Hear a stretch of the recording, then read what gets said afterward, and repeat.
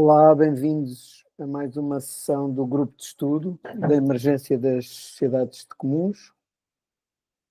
Nós estamos na leitura do tomo 2, no primeiro capítulo. Íamos começar hoje o ponto 1.4 sobre os mundos jogos. Portanto, estamos a introduzir o tomo 2, na parte da introdução do tomo 2, e vimos a parte sobre a linguagem, vimos a parte sobre os mapas de pensamento, sobre os novos resultados, e agora vamos introduzir os mundos jogos, sobre os mundos jogos. E é para aí que vamos começar na leitura de hoje.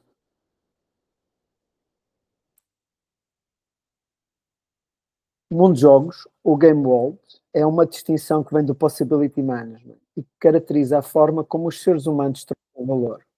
Uma relação é um mundo de jogo, uma família, um município, um país, a União Europeia, um banco, uma ecoaldeia, uma escola e um parlamento ou governo, por exemplo.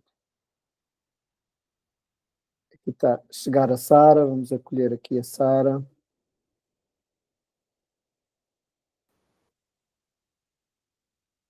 Olá, Sara. Olá, aqui já na leitura do tomo 2, bem-vinda. Estamos no capítulo 1.4, chamamos Sobre os Mundos Jogos, e eu estava a começar a ler mesmo agora o ponto 4. Obrigada, Marco.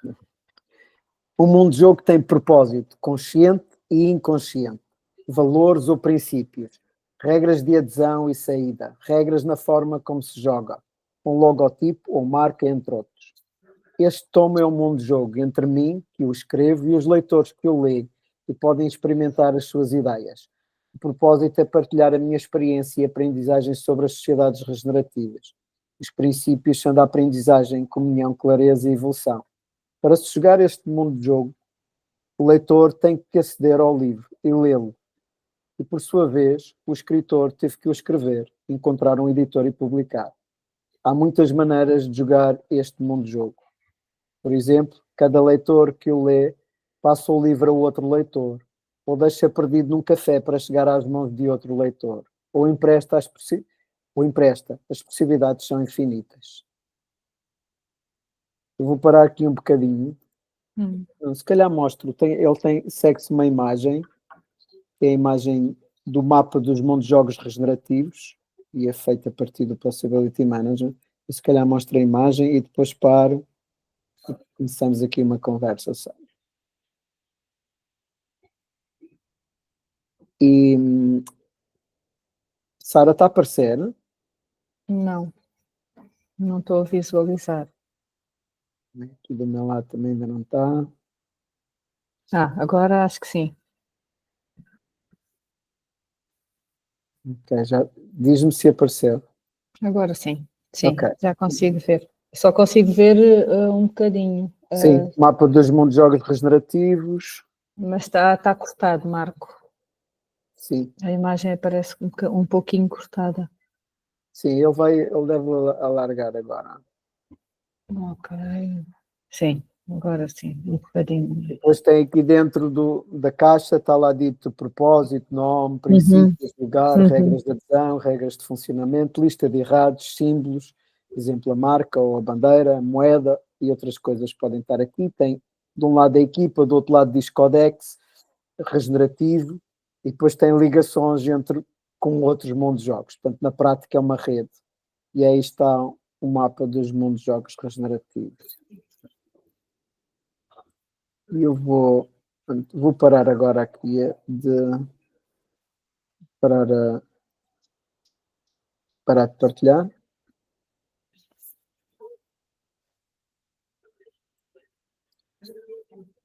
E falarmos um pouco sobre esta distinção, a sua importância. Ele aqui na imagem aparecia uma coisa que é muito interessante, que é pouco comum nos outros mundos de jogos, que é a lista de errados. Portanto, o que é que naquele mundo de jogo não é ok? Por exemplo, a Fundação Terra agora tem nos artigos, nos seus próprios estatutos, tem lá a dizer o que é que não é ok. Não é ok a especulação, não é ok a venda dos terrenos depois de serem doados, por aí fora. Está lá uma lista de errados, não é? De coisas que naquele mundo de jogo não são ok. Isto não é muito comum na definição dos mundos de jogos, mas é muito importante porque traz com clareza aquilo que funciona e o que não funciona. Por exemplo, também ainda na fundação, nas cartas, está lá a dizer, por exemplo, que nos nossos solos, nos solos das terras da fundação, não podem ser usados químicos, pesticidas e uma quantidade de outras coisas. Portanto, a lista de errados está clara, não é? Está a dizer exatamente o que é que não funciona naquele mundo de jogo. O que é que fica vivo em ti? O que é que, quando tu leste e nas conversas que temos tido sobre esta distinção de mundo de jogos, como é que tu a vês? Como é que ela chega até ti? Como é que ela aterra em ti? Olha, eu acho que ainda está a aterrar. Eu acho que ainda está a aterrar. Eu acho que eu não consigo e também não quero dizer que já há muita coisa que está viva e que está clara. Não está. Eu acho que as coisas vão sendo vistas e vão sendo trabalhadas à medida que elas vão surgindo nos vários contextos em que me movo. Obrigada por trazeres aí a figura das coisas erradas. Eu acho que muitas vezes nos esquecemos de as colocar. Estamos muito focados no potencial, no positivo das coisas e esquecemos do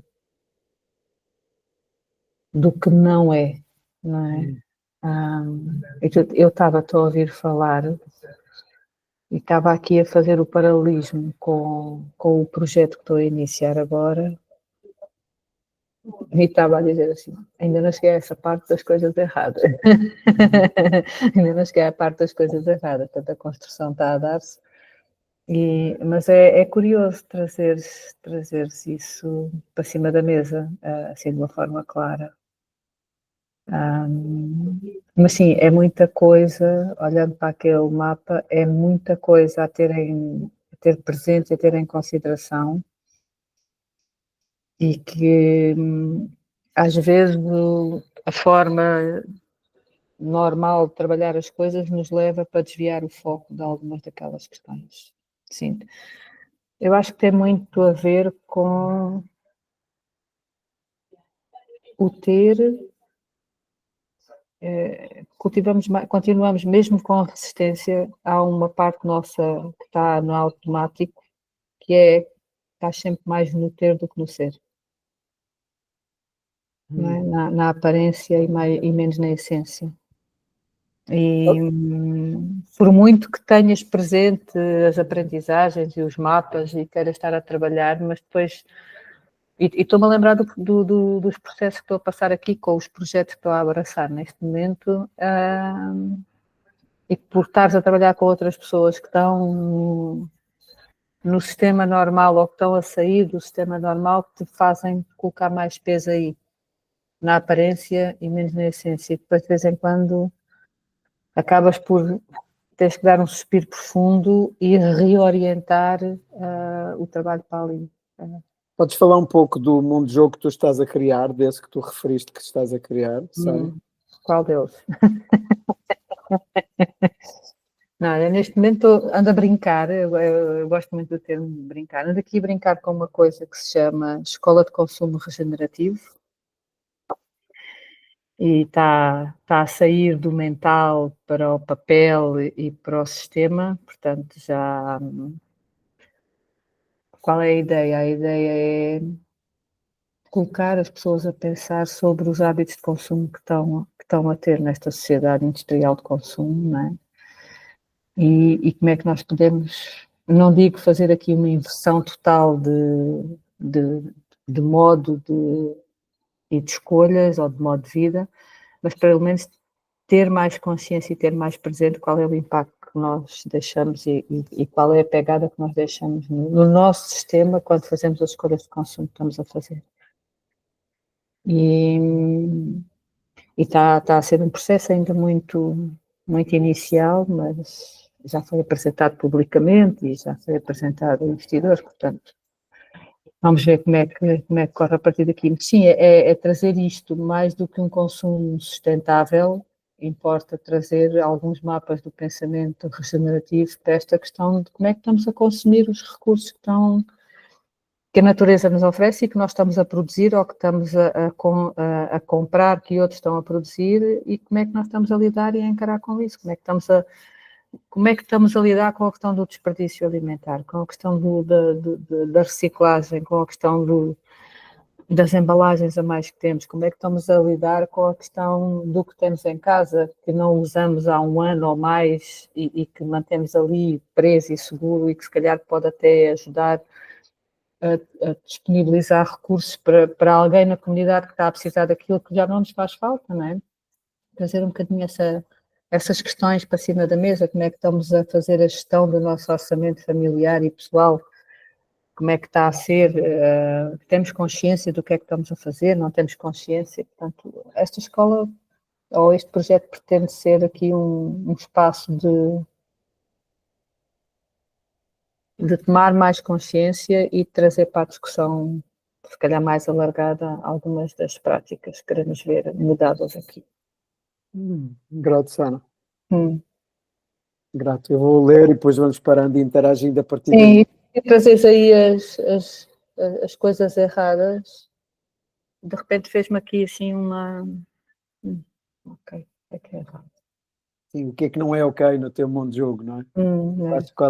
Qual é a tua lista de errados? Sendo que eu estava a lidar com coisas não ok neste mundo de jogo.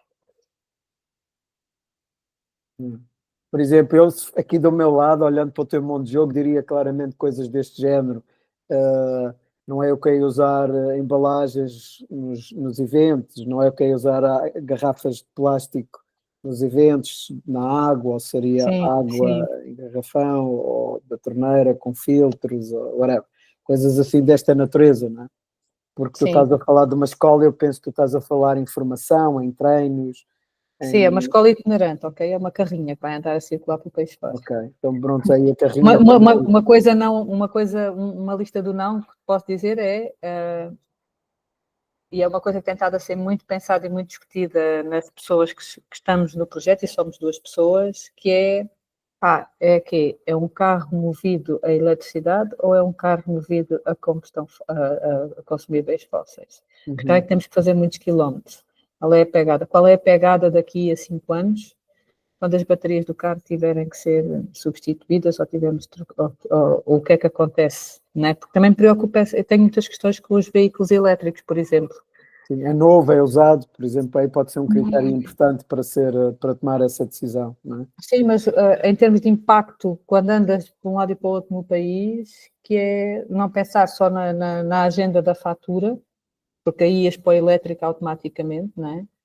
Mas depois põe-se outra questão, que é, ok, e daqui a 5 anos o que é que acontece às baterias deste carro? Se calhar é pior do que todo o combustível fóssil que eu gastei. Sim, e Sara continua a ser ainda, exatamente por causa da tecnologia das baterias, continua a ser mais ecológico o comprar um carro em segunda mão do que comprar um elétrico novo. Portanto, talvez um elétrico em segunda mão possa ser também uma hipótese, portanto, considerar essas outras possibilidades. Tenho aqui algumas questões ainda para aflorar. Se quer falar em consumo regenerativo, ainda por cima, são coisas muito mais sensíveis. Não é de todo regenerativo. Na parte de energia, nós não estamos ainda num mundo regenerativo. Nada longe, bem longe ainda. Exato, no limite do impacto. Então, o mundo de jogo estabelece uma relação com a Terra, com Gaia. Se o mundo de jogo está alinhado com Gaia, faz parte de Gaia, cuida de Gaia e contribui para que Gaia seja melhor. Dizemos que é um mundo de jogo de Gaia ou um mundo de jogo regenerativo, do inglês Gaia Game World. Ou seja, o propósito consciente é contribuir para Gaia. Sociedades regenerativas são sociedades em que os mundos de jogos são regenerativos. O Otto Schammer diz que um mundo de jogo para contribuir para as sociedades regenerativas responde afirmativamente às questões. Como o mundo de jogo contribui para o bem-estar de Gaia, da Terra? Como é que o mundo de jogo contribui para o bem-estar individual e coletivo? Como é que o mundo de jogo incorpora a governação dialógica, colaborativa e participativa? E como o mundo de jogo incorpora as gerações mais novas e as mais velhas? Queres falar um pouco sobre isto, destas distinções aqui no contexto do teu mundo de jogo. Portanto, em particular, como é que estás a pensar responder a estas perguntas que o Otto faz? Queres falar um bocadinho por aí, sabe? Eu acho que essas ainda são as perguntas que estão em cima da mesa que ainda não respondi. Não. Mas a questão da intergeracionalidade, sim, está presente no projeto. A transversalidade também.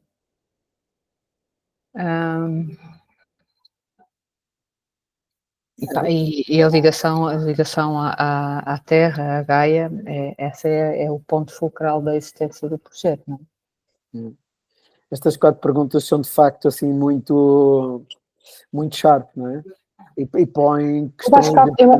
Sabes que é giro, que eu acho que automaticamente entrei por aí quando comecei a desenhar o projeto na minha cabeça ainda. E acho que tem sido uma das coisas que tem feito a diferença, pelo menos dos retornos que tenho estado a ter em relação a este projeto, têm que ver com inconscientemente elas já lá estarem. O que é curioso, quer dizer que houve alguma aprendizagem que ficou aqui no campo não consciente, mas que opera no inconsciente. E é muito interessante as perguntas, eu vou relembrar, portanto, qual é a relação com a Terra e com o bem-estar da Terra, qual é a relação com o bem-estar individual e coletivo, aqui na dimensão social, como é que incorpora a governação dialógica, colaborativa e participativa, e como é que incorpora as gerações mais novas e as mais velhas.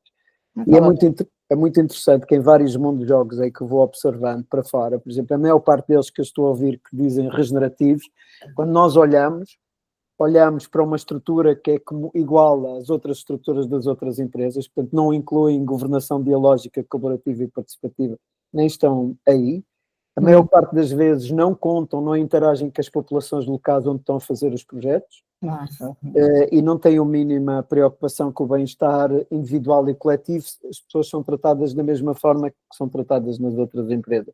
Mas, no entanto, procuram ter uma relação com a terra mais equilibrada e muitas vezes incorporam gerações mais novas, em particular porque são mais baratas, os salários são mais baratos. Então, há uma tendência nos mundos de jogos modernos de responder a uma ou duas destas questões, mas dificilmente eles respondem às 4. E mesmo em alguns mundos de jogos que estão focados no contexto da regeneração, portanto, eles estão focados para fora no contexto da regeneração, mas dentro de si, por exemplo, no contexto da relação com Gaia, não estabelecem essa relação, porque são do mundo dos serviços. Então, por exemplo, uma editora, podemos até falar da Bamboal, o Gabriel no outro dia estava a falar sobre isso, ou uma prestadora de serviços que dá formação e faz afins, e portanto está para fora a passar a mensagem, mas dentro não pensou, por exemplo, quais as instalações onde está e como é que aquele edifício é aquecido ou arrefecido, de onde é que vem a água, de onde é que vem a eletricidade, a usar ou não aplicações como o Google ou o ChatGPT e por aí fora, e isso o que é que está a provocar? Portanto, parece, não é? Vai para o tácito, implícito, que as ferramentas todas estão todas ok e que usar as determinadas ferramentas eletrónicas ou estar num edifício de escritórios ou num coworking já tem os problemas resolvidos e não tem de todos os problemas resolvidos. Portanto, para fora está com um pensamento muito de relação com a Terra, mas para dentro pode não estar e a relação pode até estar completamente escondida. Eu tenho visto isso com alguma regularidade. Sim. Era isso que eu te dizia há bocadinho, que é a aparência versus a essência, né? E foi giro agora estar a ouvir essas perguntas e perceber que no desenho deste e dos outros 2 projetos onde eu ando a brincar agora, essa é a essência. Qual é o impacto que os projetos vão ter com a ligação à Terra? E quando digo ligação à Terra, é com todos os seres vivos e não vivos nela existente. Como é que isto impacta, não é? Quero trabalhar nos seios das comunidades, porque é aí que se opera a mudança. Não posso almejar uma política, se a política não tem aplicabilidade em territórios, não faz sentido absolutamente nenhum. Agora, e continuo a acreditar que é da prática que vem a coação para uma medida política e legislativa. não é? As coisas têm que se inverter aqui um bocadinho. Não é eu, cima, que vou decidir qual é a prática que me vai implicitamente obrigar a rever a norma, não é? Por força, do que está a ser desenvolvido no sistema. Pá, e sim, a questão sempre foi transversal. Pá, isso não se pode falar. No outro dia alguém me perguntava, mas porquê é que tu estás a começar um projeto e estás a pensar já com todo esse sistema vivo? Eu digo assim, porque é um sistema vivo. Porque eu não posso logo de início à cabeça dizer que não quer trabalhar com as empresas. E que só quer trabalhar com escolas. Isso não vai resultar. Ou que não quer trabalhar com a autarquia ou com o movimento associativo. Isso não vai resultar.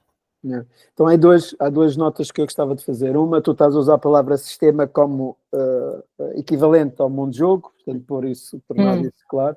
E duas, tu estás a falar dos outros mundo de jogos, não é? E das regras de funcionamento e de adesão. Por exemplo, se nós estamos num espaço de uma câmara ou de um país, não é? Do mundo de jogo câmara ou do mundo de jogo país, as leis são as regras de funcionamento, de adesão e de funcionamento daquele mundo de jogo. E da sociedade, sim. Isso. E, portanto, precisamos, de facto, questionar isso e pôr isso em cima da mesa. E muitas vezes vivemos num tempo onde é necessário ser subversivo, neste sentido de ser ativista e trazer para cima da mesa, denunciar o que a lei tem, que é pernicioso e que vai contra a ideia da regeneração e das sociedades regenerativas. Não é? Então, na área do consumo onde tu estás, é um universo que nunca mais acaba, não é? Porque por causa da sanidade e da proteção e da doença e da não sei o quê, tem-se excessos de embalagem, tem-se excessos de uma quantidade de coisas que se tornam desafiantes, não é? Tornam-se desafiantes e os regulamentos são... Ir visitar e conversar com um empreendedor, com um instrutor de mundo de jogos que criou um mundo de jogo na área do consumo a granel é muito interessante. Para ele tornar visível a quantidade de amarras legais que ele teve que vencer e pôr em cima da mesa para ter a venda a granel. É quase uma jornada épica. Exatamente. Quem estiver a Lisboa pode ir à Maria Granel, falar lá com a Maria e ver como é que é o contexto. Ou quem estiver em Porto Alegre, tem lá a Joana agora lembro o nome lá do mundo do jogo. Mas nem precisas de ir para aí. São bonitas de conversa com esses construtores de mundo mas nem precisas de ir para aí, basta ir a um mercado de produtores. Ou os mercados de produtores biológicos, excelente. Não, sem ser biológicos. No meu caso, estou a promover os mundos de jogos. Eu tenho algumas questões com os biológicos também. Algumas só. Mas há os mercados de produtores de agricultura familiar e muitos deles utilizam técnicas não invasivas e não agressivas para o sistema e tu compras com certeza do que é que está ali a ser dado, principalmente porque não têm valor de escala que lhes permita pagar uma anuidade para o bio. Tens esta questão hoje em dia. Essa é uma questão importante. Tens esta questão, portanto, produzem se calhar melhor do que os bio, têm mais cuidado porque é a terra onde eles vivem e que eles pisam todos os dias, não é um terreno lá longe, mas não têm escala para pagar uma certificação bio. Isso está a acontecer muito hoje em dia. E há um problema também, Sara, que os pequenos têm, que é, muitas vezes eles não usam os seus pesticidas, mas usam à volta e eles levam por tabela e estão a receber, e nem passam nas certificações porque estão a receber... Aqui em Palmela com as vinhas é mato, não é? É uma coisa aterradora. É uma coisa aterradora. Mas eles têm muitas questões e deram a volta indo mesmo para estes mercados municipais de produtores, que é onde eu faço o meu consumo todo. É onde eu compro tudo semanalmente de cá para casa, é ali. Não é? E sei quem produz, conheço a pessoa, não vem embalado... Os cabazes, as caixas da fruta e dos legumes não estão bonitas. Não, eles apanharam de manhã, colocaram lá de qualquer maneira e tu vais pescar. De facto, o biológico foi muito apropriado pela sociedade de mercado. Claro. E não pela de impacto. Claro. Ele nasceu na de impacto, mas está a ser muito apropriado pela sociedade de impacto e, portanto, sim, há aí um nível de pensamento em sustentabilidade green que está a funcionar em muitos dos biológicos. Aliás, há vários projetos de natureza regenerativa que dão preferência ao local, produzido local, pelos agricultores locais e pela comunidade local de alimentação, e não pelo biológico que vem de outro sítio, longe, Sim, porque super depois embalado. tens essa questão, não é? Que é biológico, sim, com uma pegada de 5.000 quilómetros. Sim, e com técnicas de produção que... Massivas, que também estão a saturar a terra de alguma maneira. Sim, isso, olha, quando desenhei este projeto foi uma das coisas que veio automaticamente para cima da mesa. Que é, eu posso escolher, eu tenho é que ganhar consciência do que é que estou a escolher. Não é? E é ok, Grato, Sara. Outra distinção é se os mundos de jogos são finitos ou infinitos. Um mundo de jogo finito tem um início e um fim bem determinado, como é o caso de um programa de introdução às sociedades regenerativas. Outros são infinitos, ou à partida não se consegue dizer quando vão terminar. Os mundos de jogos infinitos são espaços de aprendizagem e evolução. Um governo de uma região, seja Câmara Municipal, país ou região como os Estados Unidos e a União Europeia, está desenhado para ser infinito. A vida tem tendência a desenhar ecossistemas que são infinitos, como uma floresta tropical. Desenhar mundos de jogos infinitos pressupõe um conjunto de princípios e regras diferentes. Um mundo de jogo que está desenhado para o fim da sua vida útil é um mundo de jogo finito e dificilmente será regenerativo. Exemplo, um campo de produção de energia solar. No capítulo 6, sobre equipas, vamos continuar a refletir sobre esta distinção dos mundos de jogos infinitos e finitos. Esta é uma distinção muito interessante porque no contexto das equipas é muito necessário desenhar, se os mundos de jogos forem para ter continuidade, desenhar esses mecanismos e a não dependência de pessoas, não é? Ou de contextos de pessoas. Ou em mundos de jogos que têm ciclos de vida bem determinados, ou que são conhecidos a priori, desenhar para o início e para o fim, como é o caso dos campos de produção de energia solar, não é? Porque há toda a produção dos painéis, depois aquela central está a funcionar e a produzir, e depois ao fim, quando ela é descontinuada, e o que é que se vai fazer àquilo? Quer aos campos, e muitas vezes eles levam herbicidas para não fazer a invasão dos painéis solares, quer dos painéis, portanto, tudo isto é preciso ser pensado e estar em cima da mesa, não é? Nós estamos a programação,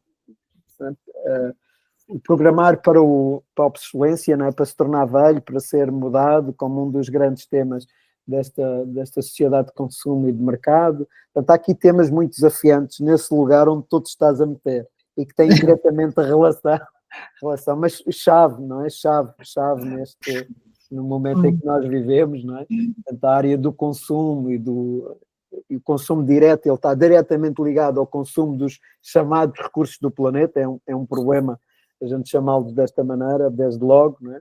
Mas essa ideia do que consumimos está diretamente ligado aí. É um tema com esta distinção do infinito e finito. Não sei se isso já tinha entrado no teu espaço de pensamento. Já foi logo, acho que foi das primeiras coisas, que é o que é que eu quero deste projeto. Ou como é que eu me quero ligar a este projeto. Não é o que é que eu quero. Ele veio da minha cabeça, não é? Foi um projeto que andou aqui a marinar 20 anos, para teres ideia. E acho que foi das primeiras perguntas, que é, e se calhar um bocadinho influenciada por um livro que li há uns anos atrás, do Infinite Games, do Simon Sinek.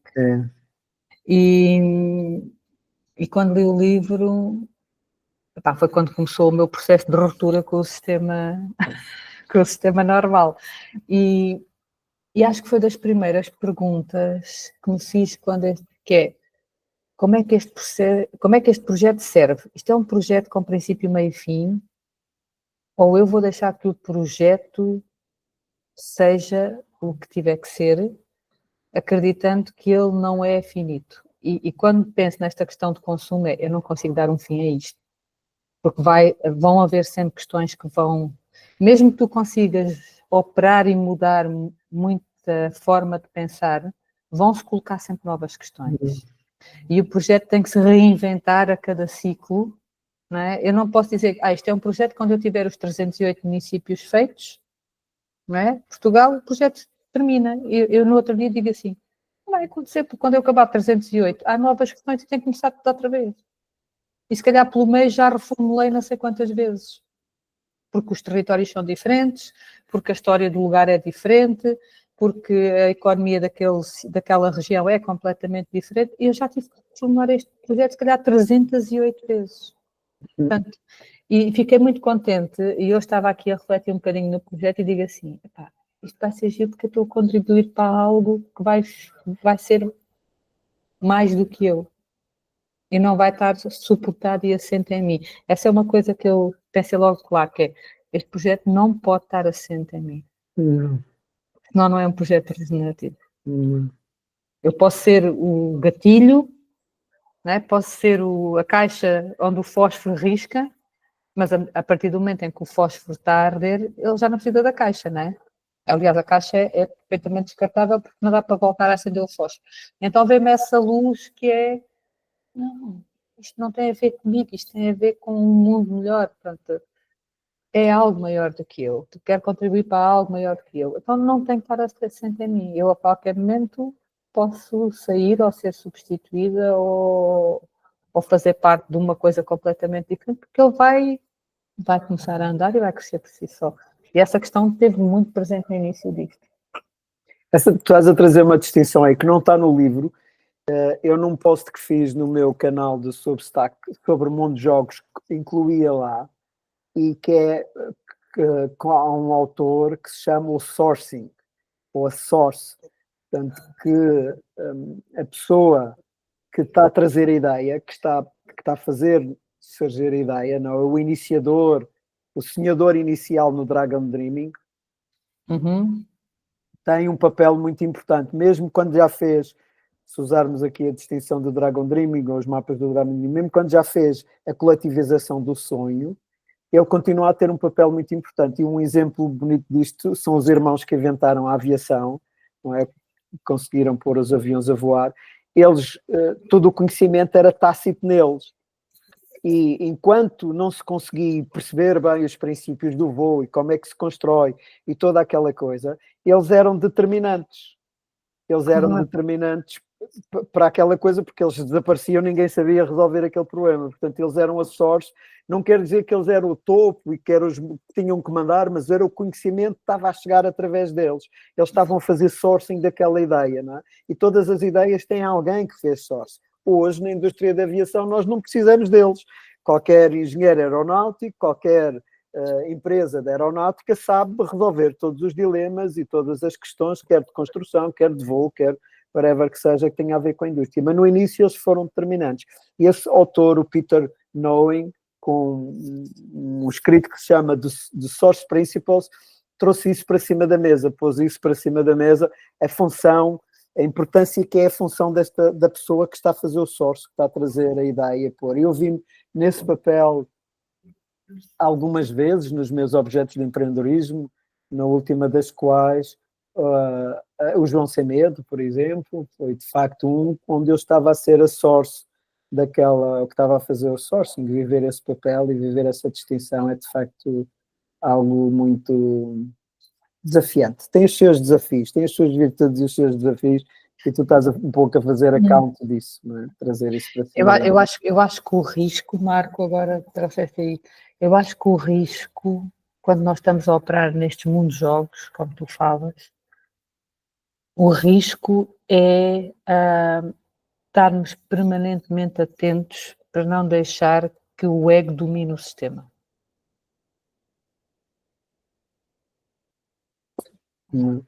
É uma coisa que é assustadora. É de facto, e vamos trabalhar mais isso quando a gente for para o capítulo 2, vamos trazer mais distinções desta dimensão de ego e de eco aqui para cima da mesa. Sim. O mapa que ajuda a enquadrar os mundos de jogos é o tipo de jogo que estamos a jogar. Existem 3 tipos de jogos. Esta é uma distinção que vem do Possibility Manager. Eu ganho, tu perdes, em que uma parte ganha e a outra ou as outras partes perdem. Eu ganho, tu ganhas, em que uma parte ganha e as outras partes também ganham. Acontece muitas vezes que a relação entre as partes é desproporcional e o eu ganho, tu ganhas é na prática eu ganho e tu perdes, escondido. De alguma maneira está escondido que eu tive que perder ou ceder para a coisa acontecer. E depois há o terceiro tipo de jogo que é um ganhando acontecer, em todas as partes. E o todo, não só as partes envolvidas, mas o todo também ganha. Deixa de haver eu e tu, e por esta ação acontecer, o todo ganha, não há partes. Não é? Por um exemplo aqui de o ganhando acontecendo é aquela ideia do fork to table, não é? Da alimentação, que vem desde da produção até diretamente à mesa, num modo de produção da agroecologia, não é? Com compostagem e com os ciclos todos fechados, onde toda a gente ganha. Ganha a pessoa que está a comer, ganha a pessoa que está a cuidar da refeição, ganha a pessoa que produziu os alimentos, ganha a terra onde aquele está envolvido naquela localidade, ganha a comunidade e a economia local, e estamos a ganhar todos porque aquele local está mais virtuoso, não é? Esta ideia do ganhando acontecendo. Na prática, a única coisa que eu fiz foi sentar-me lá, tomei a minha refeição, mas aquele gesto faz com que todas as partes estejam a ganhar e este ganhando acontecendo. Ao contrário, por exemplo, de eu ir hoje a um restaurante normal, comer uma refeição normal, onde não há partes que estejam a ganhar, nem eu estou a ganhar, aparentemente estou a ter uma nutrição que não me nutre, está a pôr contaminantes no meu corpo, está a trazer coisas para dentro de mim, vai criar problemas, ou já criou problemas na criação dos animais, na criação das plantas geneticamente modificadas, dos solos que levaram pesticidas, herbicidas e aquela coisa toda. Portanto, é um ciclo de destruição. Eu comer aquela refeição é um ciclo de destruição. Portanto, é quase um perder. Sim, eu estava-te a ouvir e estava aqui a falar que isto é tão doloroso, que é, começamos por perder mesmo a partir do momento em que pomos a primeira garfada na boca. Porque estamos a compactuar com um sistema que está na exploração. Isso. E eu dói-me e fico com problemas de digestão, confesso. E há partes a ganhar. Há partes a ganhar há muito, há partes a ganhar muito. E então tenho muito. Eu costumo dizer, as pessoas dizem assim, mas tu vais aos mercados locais porque tu tens disponibilidade. Eu organismo para ter a disponibilidade para contribuir para um sistema que eu acho que é mais justo. Não é? Eu podia ir à loja ao lado da minha casa, mas sei que a loja vai comprar os produtos a um distribuidor, é mais caro do que eu estar a comprar ao produtor. Eu até posso pagar, eu costumo dizer a brincar, eu posso pagar a alface mais cara ao produtor, mas sei que estou a contribuir para aquela família. Não estou a contribuir aquele solo, e para a qualidade daquele solo, e para a economia da minha localidade. Isso mesmo. E digo assim, e não estou a contribuir para mais 1 milhão de uma grande organização, lamento, mas isso eu não faço. Não é? E tem a ver com isto, e quando vou a algum sítio comer, já tenho muita resistência, levo a comida de casa porque sei o que é que estou a comer e como é que foi preparado e com que sentimentos e emoções ela foi preparada. Dou por mim às vezes a olhar para as pessoas que me estão a servir e a dizer, estou a compactuar com um sistema que eu sou literalmente contra. Que é a exploração de mão de obra humana, novamente. E isso dói-me. Vai-me olhar para aquelas pessoas e dizer assim, será que tem sítio para dormir ao final do dia? E retrai-me muito, começo-me a retrair muito com isso. Não quer dizer que não saia e que não faça refeições fora, mas tenho muita dificuldade em fazer a digestão desses produtos. Muita dificuldade mesmo. Grato por teres trazido essa vertente para cima da mesa. Acho que foi a principal questão que se me levantou quando criei este projeto. É um tema muito importante.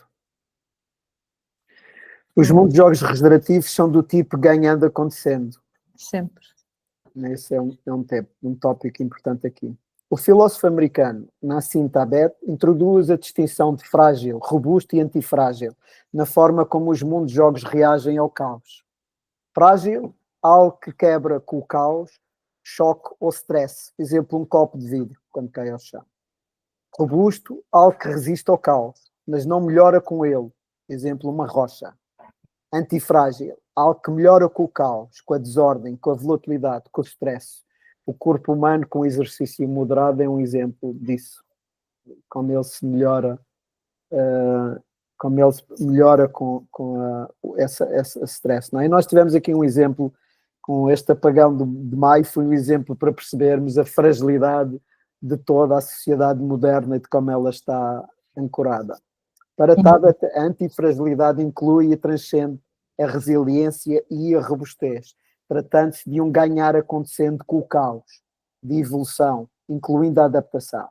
com a instabilidade. É uma distinção usada pelas comunidades do Game B, de teoria integral, e do livro Deep Adaptation, Navigating the Realities of Climate Chaos, do Jem Bandel, e Rupert Reed explora a fragilidade dos mundos modernos e dá-nos pistas para incluir as interfragilidades em cada um de nós e nos nossos mundos-jogos.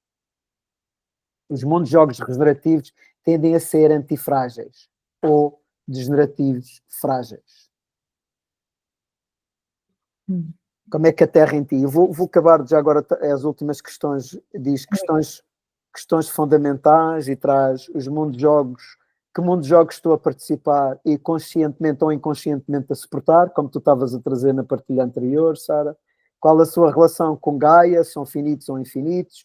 Que tipo de jogo acontece em cada um destes mundos-jogos? É o que a gente estava a falar do ganhando acontecendo, de perder, ganhar, ou que tipo de resposta ao caos tem cada um destes mundos-jogos? Aqui as perguntas que esta secção encerra. O que é que fica vivo em ti com esta do frágil e antifrágil, esta distinção que agora está muito em cima da mesa? Olha, eu acho que posso estar completamente equivocada, mas estou-me a fazer valer daquilo que o meu corpo está a dizer. Eu acho que termos a coragem de notar a fragilidade em qualquer dos mundos-jogos ou dos sistemas onde estamos inseridos é o que traz a lucidez.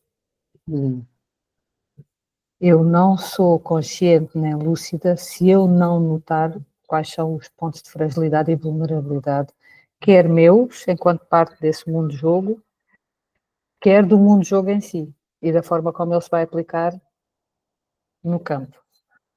Então eu acho que é muito importante termos isso. Sob pena, como eu te dizia há bocadinho, do ego se sobrepor àquilo que é a gênese do que estamos a tentar criar. E é nessa fragilidade e nessa vulnerabilidade que nós damos robustez à coisa. E a robustez está especificamente... aliás, no livro do Infinite Games, o Simon Sinek diz isso a determinada altura, né? As empresas dão o salto para uma visão de Infinite Game quando percebem o quão frágil a empresa ou o projeto ou o produto são naquele sistema. Então tem que reinventar a partir dessa fragilidade. E enquanto seres humanos,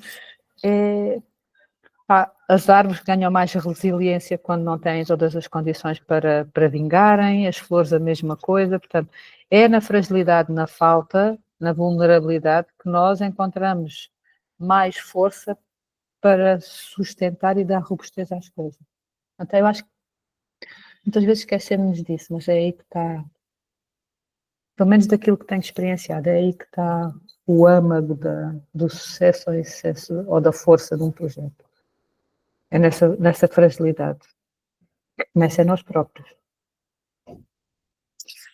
Está muito em linha com o livro que a Bambual editou há pouco do Jem Bandel, dos jogos. Estou a lê-lo. Está muito em linha com esse pensamento. Aquele é um livro que é um murro no estômago, porque ele faz isso, não é? Que ele está desenhado para levarmos a porrada toda naquela primeira parte, e depois a segunda é criar este espaço de nós conseguirmos ir juntos, não é? De vivermos de facto a antifragilidade em conjunto, não é? Do sistema. Eu estou a levar esses dois murros, Marco, já agora deixa-me partilhar, porque eu estou a ler o Juntos na Ruptura do Jem Bandel, que comecei agora e está a ser, digo assim, afinal não estou errada, mas tinha terminado um outro livro, que é o outro murro no estômago, que é Ambição Moral, do Rutherford. E eu digo assim, pronto, a ler um e agora estar a começar a ler outro, e digo assim, pronto, eu gosto disso, gosto de levar porrada e de andar a levar murro no estômago, mas traz esta clarividência que é na fragilidade que está a robustez e a força da coisa. É isso, olha, grato, Sara, por teres vindo aqui à sessão. Por mim, vamos fechar aqui hoje, porque eu tenho a seguir o programa da Bambual, do Introdução às Sociedades Regenerativas. Eu também tenho agora uma cola agora. Grato por isso e grato por termos feito esta viagem juntos aqui nesta distinção dos mundos-jogos e tu teres-te implicado e teres trazido o mundo de jogo que tu está em cima da mesa e onde tu andas a refletir e aquilo que tu estás a ver e estar intimamente ligado a estas distinções que nós percorremos foi assim bonito, grato por isso. Encontramos Olha, aqui há uma semana. sim, olha, deixa-me agradecer-te por teres trazido as questões que me permitiram maior clareza no que andava aqui no sistema. Obrigada, Marco, muito obrigada. Grato a ti. Beijo grande. Até já. Até já.